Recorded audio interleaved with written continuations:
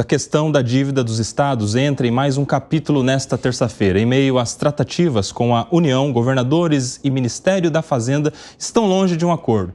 Quem chega agora no 3 em 1 é a repórter Marília Ribeiro, que tem mais informações a respeito disso. Quais são as divergências? Explica pra gente. Boa tarde, Marília Ribeiro.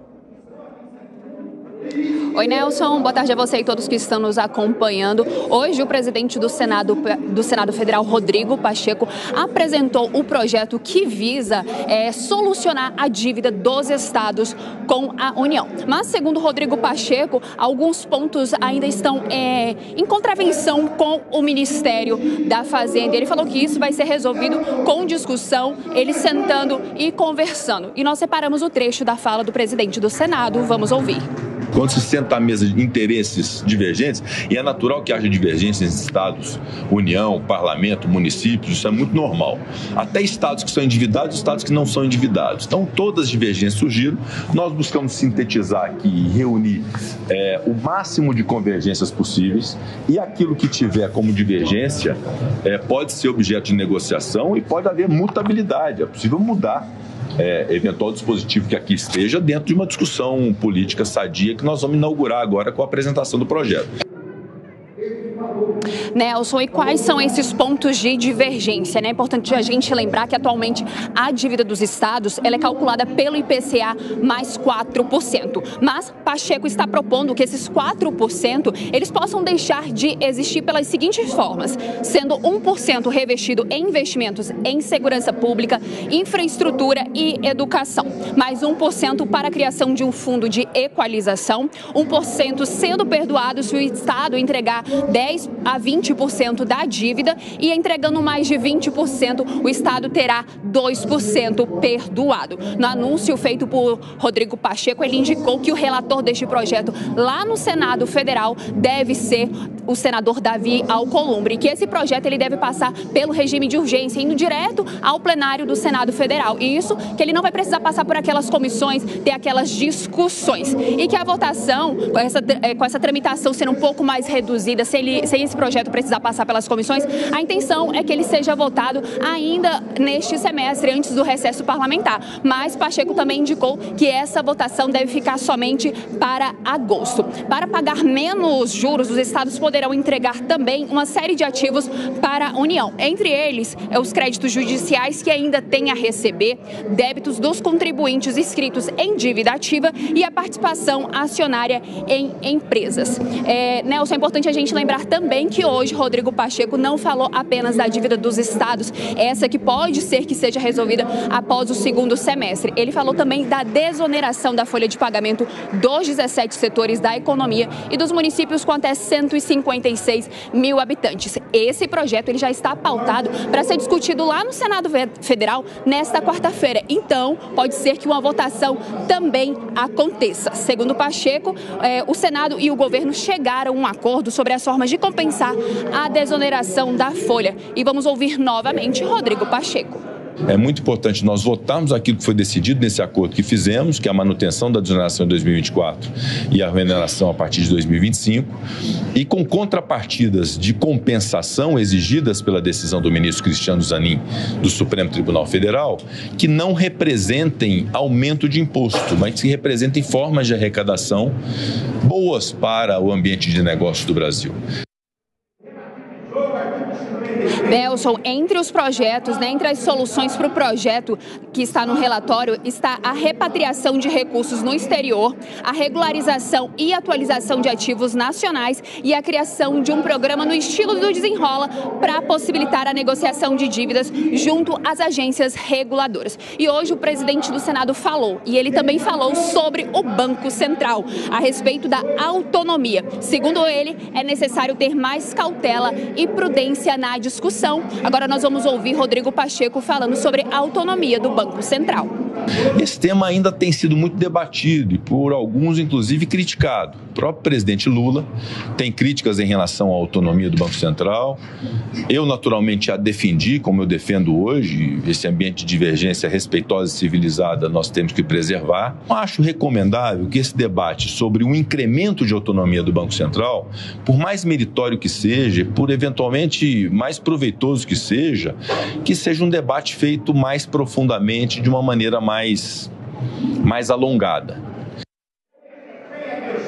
Nelson, então só para a gente finalizar, hoje Rodrigo Pacheco falou sobre a dívida dos estados, apresentando um projeto para poder solucionar essa dívida dos estados com a União. A desoneração da folha de pagamento, uma forma para compensar, deve ser votada nesta quarta-feira, e sobre a autonomia do Banco Central. Nelson.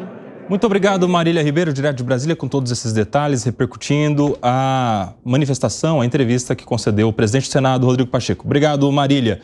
Quem chega agora, se junta ao time do 3 em 1, é o José Maria Trindade, também direto de Brasília. Zé, bem-vindo, boa tarde. Quero abrir essa rodada já com você. Explica pra gente, dá o contexto aí dessa discussão a respeito das dívidas dos estados com o governo federal, em que pé estamos e qual é o impacto dessas manifestações do presidente Rodrigo Pacheco. Realmente isso tem uma história, né? Seja bem-vindo, Kobayashi. E olha, pessoal de Canarana, lá no coração do Mato Grosso, me espera, eu estou chegando aí. Olha, este é um assunto dos grandes estados, porque as dívidas são bem maiores. A dívida existe, ela vai ter que ser, de certa forma, honrada. Ninguém pode, em nome da União, simplesmente fazer de conta que a dívida não existe e perdoar. Mas é preciso tirar do sufoco os estados que estão comprometidos com o pagamento dessas parcelas. A culpa disso é de acordos anteriores. Os governadores deixaram para depois, para os próximos, o pagamento das parcelas. Senhores, é o seguinte, pagar dívida dói. É um dos assuntos mais difíceis da humanidade, é pagar a dívida. Porque você já está em dificuldade. Tem uma dívida, tirar dinheiro para pagar a dívida e não ter nada em troca é complicado. Mas essa dívida veio principalmente, não é só, de bancos estaduais. Os governadores usavam os bancos como uma espécie de cheque especial, cartão de crédito, e se endividaram. No saneamento da área bancária, feito pelo ex-presidente Fernando Henrique, entrou aí essa história das dívidas dos estados com os bancos. Estavam quebrando os bancos. Aí a União assumiu as dívidas, exigiu a privatização dos bancos. Mas aí também tem dívidas contraídas com institutos internacionais, mas bancados pela União, né, que era avalista. Não se empresta ao Estado, a União tem que avalizar. E então essa dívida existe. E o que existe é uma tentativa de prorrogar e jogar para o próximo Estado. Eu, Kobayashi, acho que a melhor proposta veio daqui. Exatamente. É a história de obrigar os governadores a reduzir a dívida. E aí, né, Segré? A partir de 5 gestões, a dívida acaba. Segré, provocado, responda, Segré. A partir de 5 gestões, a dívida acaba, é isso? É isso mesmo. A gente propôs aqui, inclusive, uma reforma, uma questão de agravar, no bom sentido, a responsabilidade fiscal. Quando, através de uma lei que deve ser cumprida, determinada pelo nosso legislativo, tem a obrigação de presidente, governadores, prefeitos, entregar na saída da sua gestão, uma dívida menor a que tinham quando eles assumiram, você vai, em curto prazo, equilibrar o recurso público, chegar no equilíbrio fiscal, dar superávit. Com esse superávit você vai matando a dívida anterior e vai resolvendo a questão. E aí vai sobrar mais dinheiro para a educação, para a saúde, para a segurança, que são as obrigações do Estado que não são cumpridas, porque se fossem cumpridas, não precisaríamos nem contratar segurança privada, nem ter planos de saúde, nem mandar os nossos filhos em colégios privados. O Alan Gani, nosso economista, assim como o Segré, explica pra gente a respeito desses juros aí que a Marília nos trouxe, porque ela falou a respeito de inflação, mais 4%. Eu que sou um leigo em matérias como essas, quero entender, será que com juros de 4% ao ano não compensa para o Estado ficar devendo e colocar esse patrimônio, esse dinheiro que poderia ser objeto do pagamento da dívida em outros fundos para render mais mais do que aqueles juros que está corroendo a sua dívida? Explica, Langani. Vamos lá, boa pergunta, Koba. Essa taxa de juros é uma taxa indexada à inflação. Então, significa que você está pagando o IPCA e, além do IPCA, você está pagando 4%. Portanto, é um juro real de 4%. Hoje, a economia brasileira gira aí o juro real em torno de 6,5%, né? Que são conhecidas aí como NTNB ou Tesouro IPCA+. Então, comparando com as taxas de hoje, é uma taxa menor. Então, significa, na prática, que o teu raciocínio é muito válido. Você poderia simplesmente pagar esses juros e ter o seu recurso aplicado em outros investimentos, outras aplicações financeiras e ganhar nesse diferencial. Então já é um juro baixo. A gente pode falar que numa perspectiva mundial, é um juro elevado, mas para a realidade brasileira é um juro baixo. Agora, o que me chama a atenção é o que a gente chama em finanças de moral hazard, é o risco moral.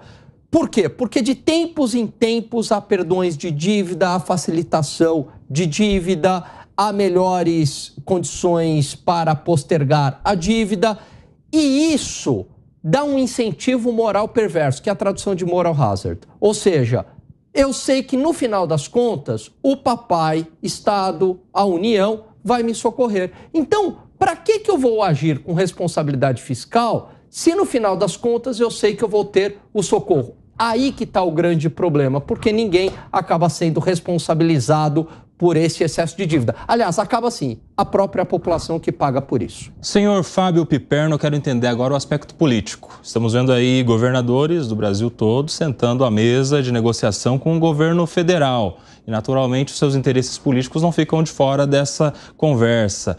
Como é que você analisa politicamente esta negociação? Governadores opositores, muitos deles lá em diálogo com o Ministério da Fazenda e com o próprio governo federal. Fábio Piperno. Sentados, Dalcinho, com o governo federal e também com o político que mais cresce no Brasil. O político que, aliás, cresce a taxas chinesas aí, né? O presidente do Senado, Rodrigo Pacheco. Rodrigo Pacheco, ele vai ganhando protagonismo, ele tem excelente relação com o governo, ele era um político local e vai se tornando cada vez maior e ele é colocado à frente de uma negociação que envolve os 4 mais poderosos estados da federação. E principalmente, no caso dele, o estado de Minas Gerais, que é a sua base eleitoral. Então, ele vai se tornando cada vez maior, cada vez mais importante. E veja, não é à toa que traz também para essa negociação o próximo presidente do Senado, o Davi Alcolumbre, com quem ele tem uma jogada bem coreografada, né? Aliás, o Alcolumbre era o presidente do Senado, Rodrigo Pacheco o sucedeu, e agora Rodrigo Pacheco, na metade final do mandato dos dois, devolve, então, né, esse cargo, a presidência do Senado, para ele.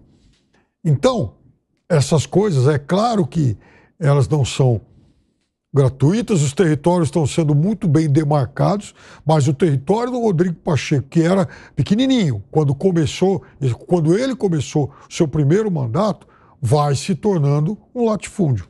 Senhor Gustavo Segré, o presidente do Senado, Rodrigo Pacheco, também falou sobre esta discussão a respeito da autonomia ou não do Banco Central. Ele disse que é preciso cautela em relação a esse debate, pediu ali uma divergência respeitosa e civilizada.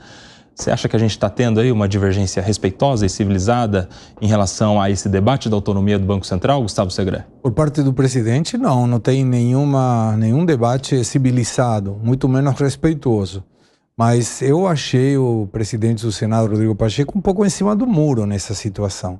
O que mais me preocupa nem sequer é isso, porque isso vai ser um debate que não vai ser resolvido agora, no curto prazo. Eu defendo mais autonomia do Banco Central, sim, até porque tem uma restrição em termos de valores de salários para seus funcionários. E isso permite que muita gente capaz, técnica do Banco Central, migre para oportunidades economicamente melhores.